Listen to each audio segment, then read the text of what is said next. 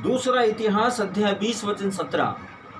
दूसरा इतिहास अध्याय 20 वचन 17 वचन कहता है कि लेकिन तुम्हें उनके साथ लड़ना नहीं होगा, तुम वहीं खड़े रहोगे और तब तुम देखोगे कि प्रभु तुम्हें यूदा और यरूशलेम को विजय देता है।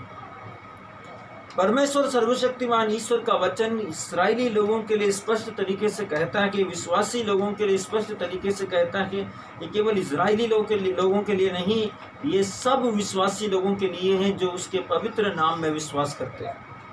प्रभु वचन हमसे कहता है कि लेकिन तुम्हें उनके साथ लड़ना नहीं होगा। उनके साथ मतलब किनके साथ? जो तुम्हारे विरोध में खड़े।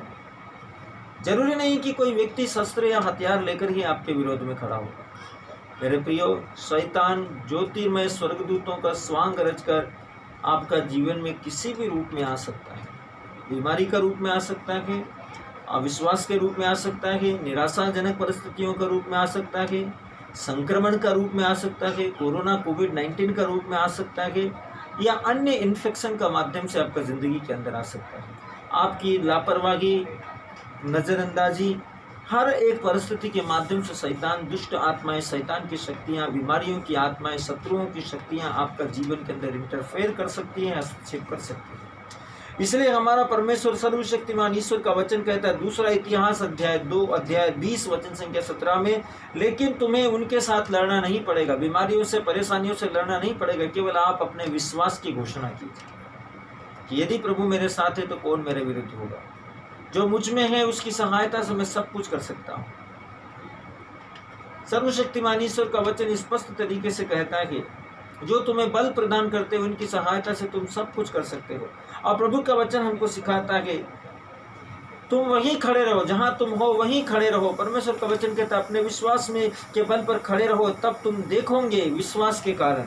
जिस विश्वास के बल पर तुम खड़े हो उस विश्वास के कारण तुम देखोगे कि प्रभु तुम्हें यूदा और यरूशलेम को विजय देता है। परमेश्वर सर्वशक्तिमान ईश्वर तुम्हें प्रतिज्ञाओं की चीज़ों के ऊपर, जिनके विषय में परमेश्वर ने प्रतिज्ञाएं की है, जिनके विषय में परमेश्वर ने वायदे किए हैं, उन सब चीज़ों को प्रदान करने के लिए परमेश्वर तुमको विजय प्रदान करता है, सब बातों में विजय प्रदान करता है। इसलिए परमेश्वर का वचन में ही प्रभु हमारे विरुद्ध में लड़ेगा और परमेश्वर हमको विजय दिलाएगा। इसका स्पष्टीकरण क्या है? और सुंदर शब्दों में और सरल शब्दों में प्रभु कहता है कि तुम अपना प्रभु ईश्वर की सेवा करोगे और वह तुम्हारे अन्न और जल को आशीर्वाद प्रदान करेगा और तुम्हारा प्रभु ईश्वर तुमसे बीमारियों को दूर करेगा। सर्वशक्तिमान ईश्वर का वचन स्पष्ट कहता है तुम वहीं खड़े रहोगे और देखोगे। परमेश्वर का वचन कहता है तुम वहीं खड़े रहोगे और तब तुम देखोगे कि प्रभु तुम्हें यूदा और यरूशलेम को विजय देता है।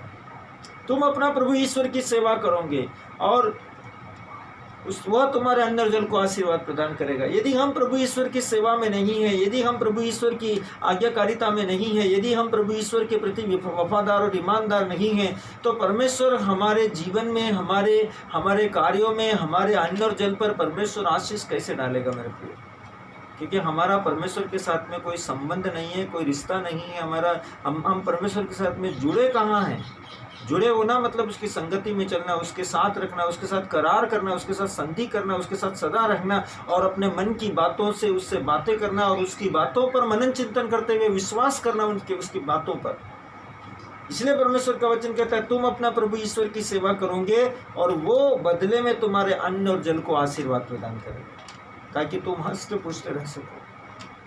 दूसरा परमेश्वर का वचन कहता है और तुम्हारा प्रभु ईश्वर तुमसे बीमारियों को दूर करेगा। Hallelujah, hallelujah, hallelujah, hallelujah, hallelujah. Hallelujah. प्रभु आप सबको आशीष दें। आमीन।